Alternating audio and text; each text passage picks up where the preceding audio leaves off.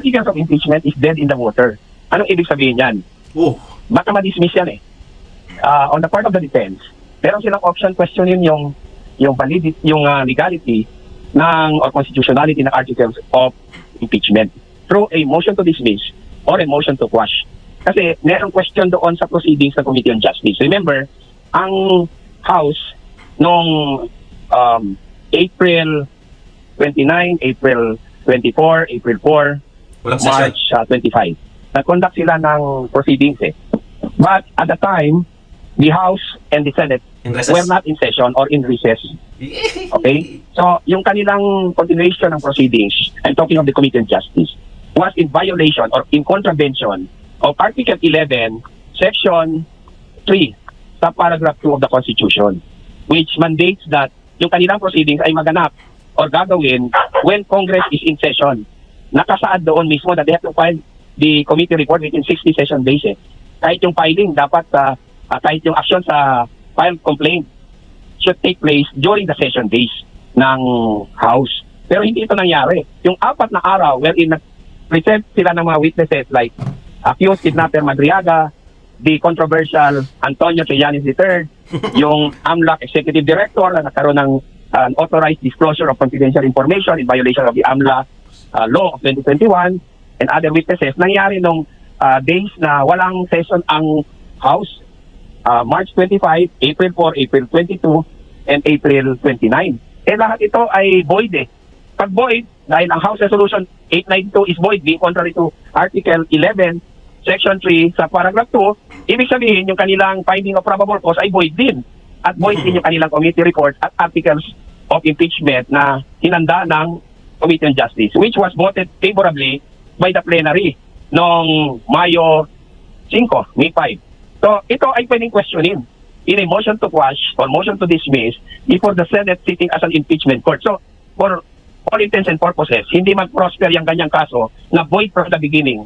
I'm talking of the articles of impeachment. Napakalaking tsansa mga kadunatics na lilipat itong tatlo dahil sa mga dahilang ito. Alright? Right, kita niyo naman, di ba? Sa gilid natin, si Senator J.V. Ejercito, si Lito Lapid, and Mig Zubiri mga kadunatics. Sino kaya ang unang lilipat sa kanila? Yan na lang talaga yung legit na question ngayon mga kadunatics eh. Sino ang unang lilipat sa kanilang tatlo? Nako, natatandaan naman natin mga kadunatics na kahapon, nag-post itong si Jason sa, at ito ang sabi niya, di ba? Siguro alam niyo naman yan. May 17, may lilipat na tatlo pala, papunta sa kampo ng Brave 13. Nako, batikang journalist itong si Jason sa mga kadunatics. At may mga intel yan sa, or they call it Tweety Bird, sa loob.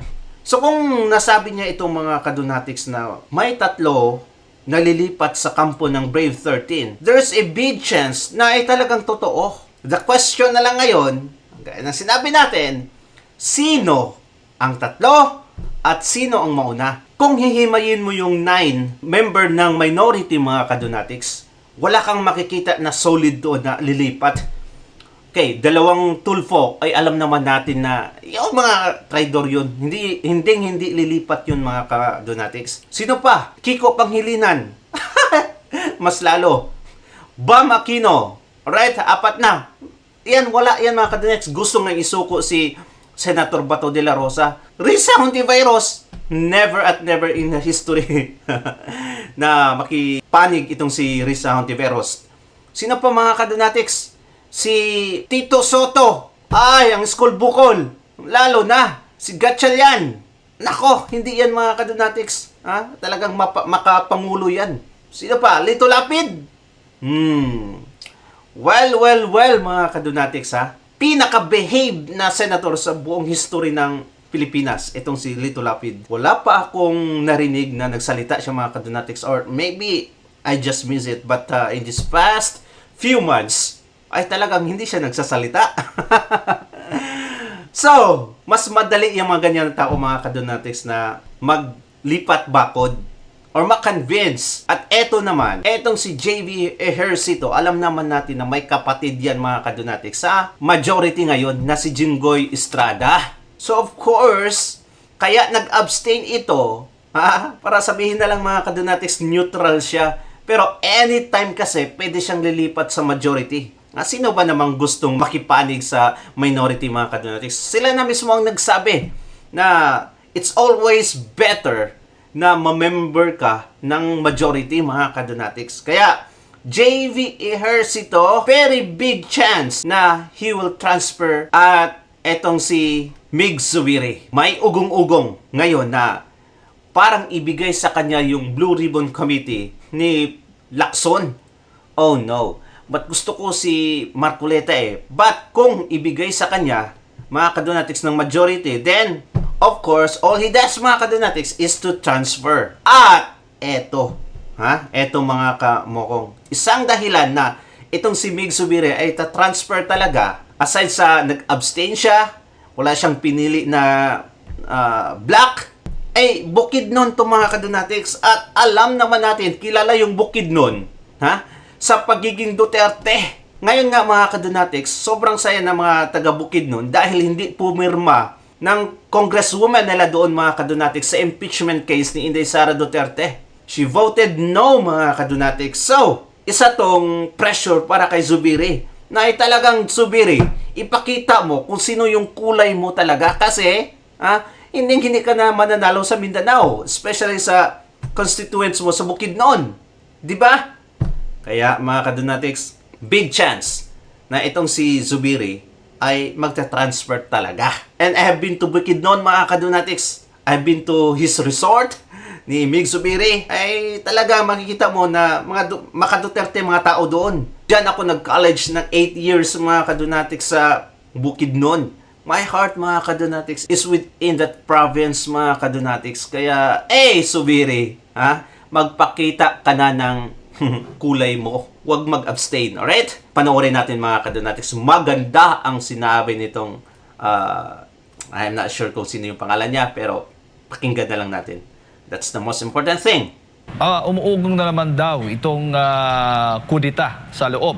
Mismo ang SP Keita nung sinasabi may mga from minority na kinakausap na yung ilan po sa mga nasa majority para lumipat. At ito nga, may plano daw patalsikin itong si SP Keita. Ano pong pananaw po ninyo? Well, they don't have the numbers, itong mga minority. 9 lang sila Kahit pa magsali sa kanila yung additional 2, 11 lang sila. Correct. So that will not happen. And my observation is that baka mag-join pa yung 2 na naka-abstain sa majority para patatagin ang majority and to assure our people na hindi na babalik yung abusadong majority led by former Soto. Senate President Vicente Soto III. So hindi mangyayari yan sa aking analysis based on the numbers that they have on both sides at sa realidad ng sitwasyon. You know, the Senate has to be stable para yung kanilang serbisyo ay tuloy-tuloy. And the people do not want instability. So, I don't think so mangyayari yung na sinasabi na yan. Kasi masisira ang institusyon ng Senado pag nangyari pa uli yan at hindi papayag na ang tao. So, correct. That is remote from my perspective. Ilang senador nga itong nasa minority ay tinatanggi din na natimbrihan sila bago po yung gulo dyan sa Senado. Ano ho yung inyong pananaw din, reaksyon doon? You know, I do not know really kung totoo ba yung sinasabi na naabisuhan sila na papasukin uli yung Senado. But sa nakikita natin, bakit lahat sila doon wala? Yung side lang ng majority ang nandun. Pero ayoko kasing maging malisyoso, no? Granting that they are in good faith na lumabas talaga sila because wala namang ganon. So, let it be. Pero ang klaro dito is that kahit anong sabihin ng NBI at ng palasyo, based sa circumstances and the situation na nangyari ng Mayo 13, klarong-klaro na merong attempt to assault the Senate for the second time. At hindi yan maitatanggi. And that will be evidence against the government doon sa urgent manifestation and motion ni Senator Bato. With more reason, dapat mag-issue ng temporary restraining order ang Korte Suprema dito to put things in the right order at ma-prevent yung chaos. Sila rin ang nagbigay ng cause why the Supreme Court should issue a temporary restraining order.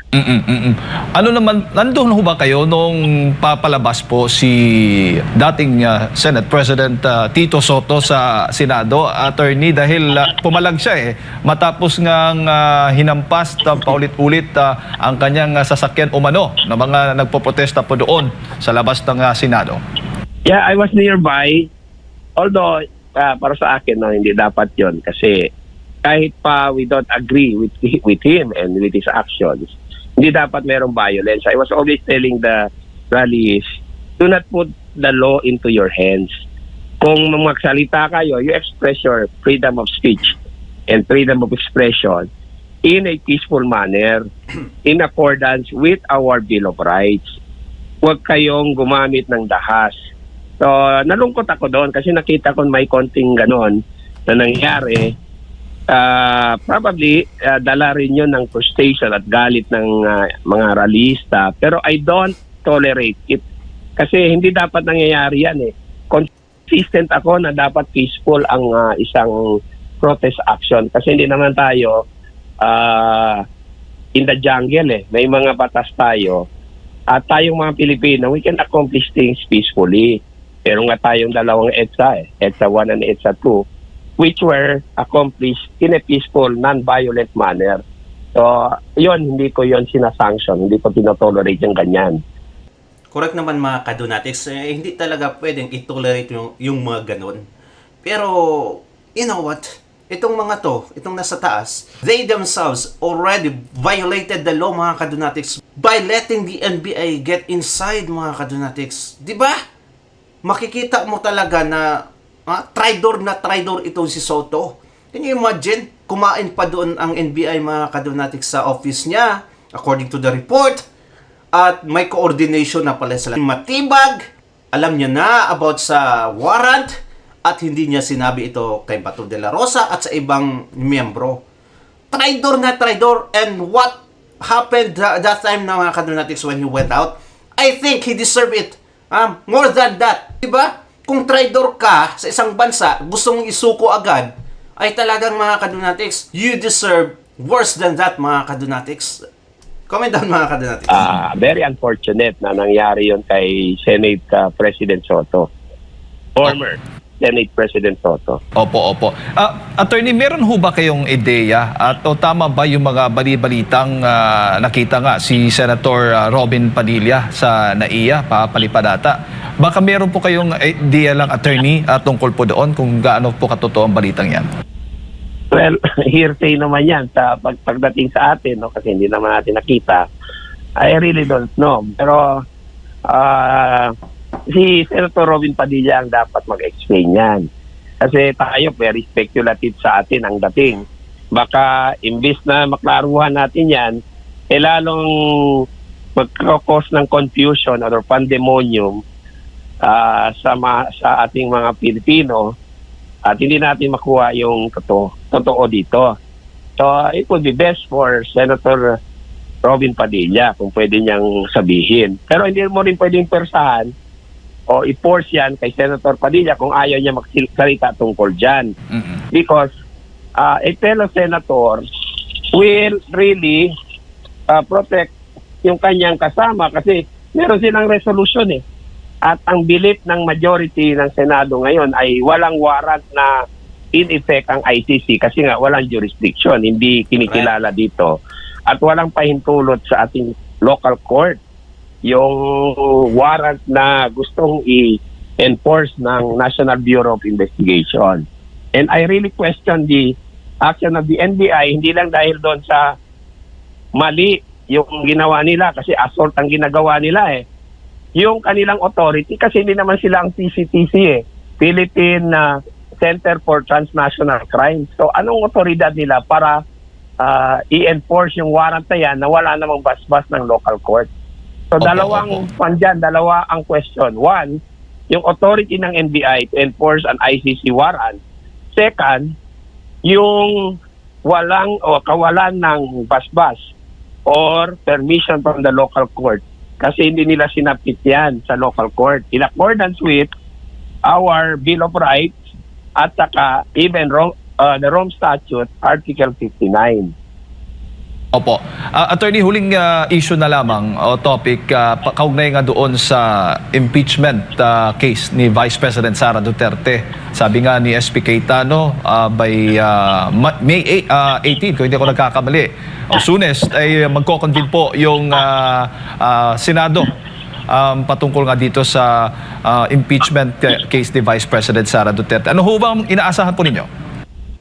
Well, wait mga kadunatics siguro sa hapon pa, mga alas 2 mga kadunatics, ay doon talaga malalaman natin. Ngayong araw na to, okay? Ngayong araw na to, Lunes, malalaman natin. Kasi as of the moment, may press conference pa naman si Senator Alan Cayetano. Wala pang, hindi pa sila nagko-convene actually mga kadunatics. So, maybe this afternoon malalaman natin kung sino talaga ang lilipat na or kung ano talaga mangyayari. Okay, let's continue. Well, alam mo, yung Senado naman, meron silang duty, no, to constitute themselves into an impeachment court. So tama yung sinabi ni Senate President Alan Peter Cayetano. Sa action sila dito at Mayo 18 nga ang target date or earlier. Now, ako naman, from my view, based on circumstances and political reality, the articles of impeachment is dead in the water. Anong ibig sabihin yan? Oh. Baka ma-dismiss yan eh. On the part of the defense, meron silang option questionin yung validity, yung legality ng or constitutionality ng articles of impeachment through a motion to dismiss or a motion to quash.